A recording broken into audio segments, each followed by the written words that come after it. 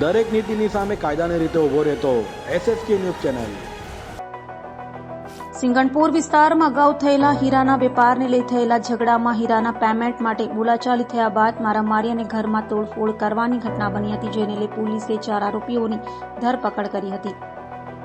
Singanpur police મથકમાં ભારતીય નાગરિક સુરક્ષા સંહિતાની કલમ 173 હેઠળ તારીખ 8 જુલાઈ 2024ના રોજ એક ગુનો દાખલ કર્યો છે। ગુના અંગે મળતી માહિતી મુજબ રાજલક્ષ્મી હાઇટ્સમાં રહેતા સુરેશભાઈ મંજીભાઈ જાદવાણીએ નોંધાવેલી ફરિયાદમાં જણાવ્યું હતું કે હું કતારગામ આશ્રમ રોડ ખાતે હીરા જોબ વર્કનું કામ કરું છું। આ દરમિયાન 7 વર્ષથી લલિત રાઠોડ નામના હીરા દલાલ સાથે હીરા લે વેચનું તથા હીરા જોબ વર્કનું કામ કરું છું।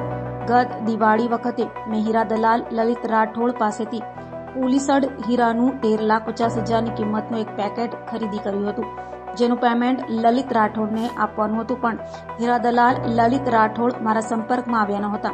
ત્યારે 1 મહિના પહેલા હર્ષદભાઈ શામજીભાઈ ઢેડી મારા ઘરે આવ્યા અને લલિત રાઠોડને ચૂકવવાનું નીકળતું પેમેન્ટની ઉઘરાણી કરવા લાગ્યા હતા, પરંતુ આ હર્ષદભાઈને હું ઓળખતો ન હોવાથી મેં હીરા દલાલ લલિત રાઠોડ સાથે વાત કરાવી આપવા તથા તેને રૂબરૂ લઈ આવવા માટે કહ્યું હતું, જેથી હર્ષદ ઉશ્કેરાઈ ગયો હતો અને બોલાચાલી કરી ત્યાંથી નીકળી ગયો હતો।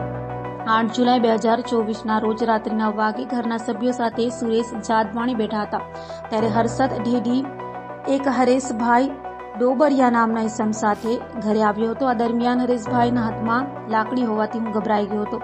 બંને ઘરમાં ઘૂસી હીરાના પેમેન્ટ બાબતે ઝઘડો કરવા લાગ્યા હતા, જેથી બંનેને આવું ન કરવા જણાવતા બંને ઉશ્કેરાઈ ગયા હતા અને ગાળ ગલોચ કરી હતી।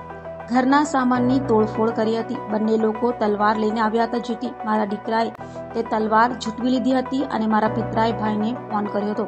આ દરમિયાન હર્ષદ ઢેડીએ તેના નાના ભાઈ હિતેશ ઢેડીને બોલાવ્યો હતો અને તેનો નાનો ભાઈ હિતેશ એક હસમુખ સુતરિયા નામના ઇસમને લઈને ઘરે પહોંચ્યો હતો અને 4 જણાએ મળી મારા પિતરાઈ ભાઈ સાથે અને મારી સાથે માથાકૂટ કરી હતી અને મને ગાળગલોચ કરી જાનથી મારી નાખવાની ધમકી આપતા હતા, જેથી પોલીસ કંટ્રોલ રૂમમાં ફોન કરતા આરોપીઓએ ઘરમાં તોડફોડ કરી હતી, જેથી પોલીસે વેપારીની ફરિયાદ લઈ તોડફોડ કરી હુમલો કરનાર 4 આરોપીઓની ધરપકડ કરી કાયદેસરની કાર્યવાહી હાથ ધરી હતી।